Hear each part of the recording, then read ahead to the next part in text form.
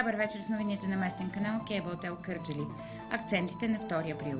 На 7 юни гласуваме за евродепутати, обяви президентът Георги Първанов днес.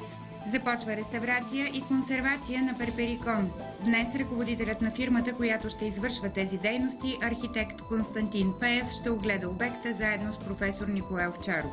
9 санкции на стойност 11 732 лева наложи регионалната екоинспекция през март след извършени проверки. 5 от глобите са наложени на фирми с предметна дейност добив на подземни богатства. Изборите за евродепутати ще са на 7 юни, обяви днес на пресконференция в София президентът Георги Първанов. Той спомена, че вотът за Народно събрание в България ще е не по-рано от 28 юни и не по-късно от 5 юли.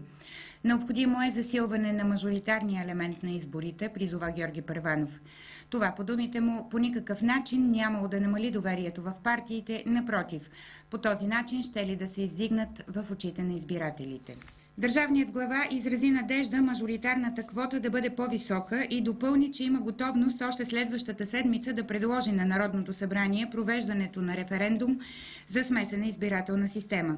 Първанов смята, че ако идеята му мине, не пречи парламентарните избори и референдумът да се проведат в един и същи ден. По думите му, около 80-85% от гражданите са за такава промяна. Хората искат да избират личности, все по-трудно избирателите се съгласяват да участват в избора на изхабени или компрометирани политици. Аз нямам илюзията, че елемент на мажоритарност ще бъде универсално лекарство, каза още държавният глава. Президентът категорично се обяви против идеята, обсъждана в тройната коалиция, за вдигане на изборната бариера за коалиции. Започва реставрация и консервация на Перперикон. Днес ръководителят на фирмата, която ще извършва тези дейности, архитект Константин Пеев, огледа обекта заедно с професор Николай Овчаров. Целта е да се реши с какво ще започне работата по съхраняването на крепостта. Професор Овчаров обяви и това, че атаките срещу него от някои от колегите му дълбоко в основата си са политически и икономически. Става дума за един спор, който възникна първо на национално ниво, после се прехвърли в Кърджали в известен смисъл. Аз нарочно не вземах отношение по него, защото е обидно човек да се оправдава, че няма сестри. Обаче в крайна сметка виждате, че това е един начин на действие в цялата държава. Говорим и за кметовете, и за всичко това, което виждате. Аз съм убеден, че в основата на атаката срещу мене, дълбоко в основата говоря, не говоря за тези нещастни хорица, които бяха сложени отпред, стоят политически и икономически интереси. Това мога да го кажа съвсем ясно. Не случайно в някои от публикациите, мисля, че в Нов живот бяха припечатани до тези публикации, се казва директно, че Николай Овчаров е човек на президента и тарадъра и така нататък. Критиката от страна на мои колеги са напълно безпочвени и това категорично личи от протоколите на комисиите, които са обследвали обектите, разработвани от нас. Категоричен беше професор Овчаров.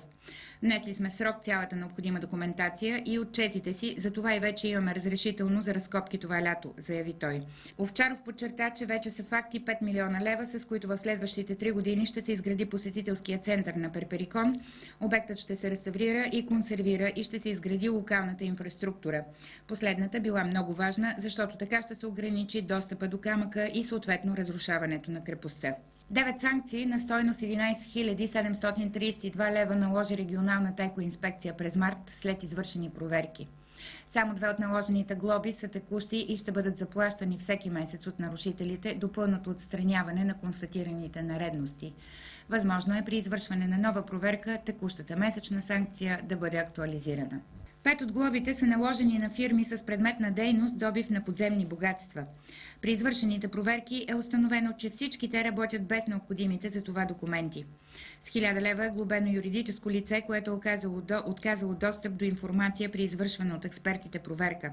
С толкова е наказана и фирма, която продължава да развива дейност, без да притежава издадено от Министерството на околната среда и водите комплексно разрешителност. С този документ се посочват условията, които следват да бъдат изпълнявани при работата, така че да се предотврати замърсяване на компонентите на околната среда. 59 обекта са проверили експертите от регионалната екоинспекция през изминалия месец. Паметна плоча на лесничей, убит преди 80 години, ще постави районната дирекция по горите в Кърджали, съобщи шефката на институцията Айнор Ибрямова. Паметният знак ще бъде открит в Свиленград в рамките на предстоящата седмица на гората. Паметната плоча ще бъде посветена на Кънчо Колев. За него не се знае много, но имало място, което и до ден днешен се нарича Кънчовия завой. Става въпрос за лесовъда Кънчо Колев, който е завършил лесовъдското си образование във Франция и 26-та година е назначен в Харманлийското, тогавашно Околийско горско. И този лесовъд е бил убит при изпълнение на служебните си задължения 29-та година. Поставянето на паметни плочи се превърна в добра традиция на държавното лесничейство в Кърджали. Да бъдат открити 2 автобусни линии до гробищния парк на Кърджали, като рейсовете превозват гражданите, които желаят да почетат паметта на свои близки и познати, поиска омбудсмана в Кърджали.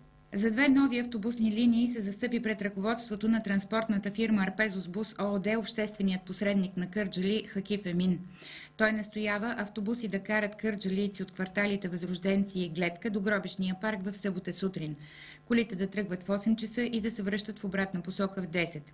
Според обществения посредник въпросът стои с особена острота поради високите цени на таксиметровия транспорт. Поради кризата повечето граждани не могат да си позволят да ги ползват. Идеята е да се открият автобусни линии до гробищния парк, бе подсказана от общинската съветничка Цвета Караянчева и граждани, които се обърнаха към обществения посредник за съдействие.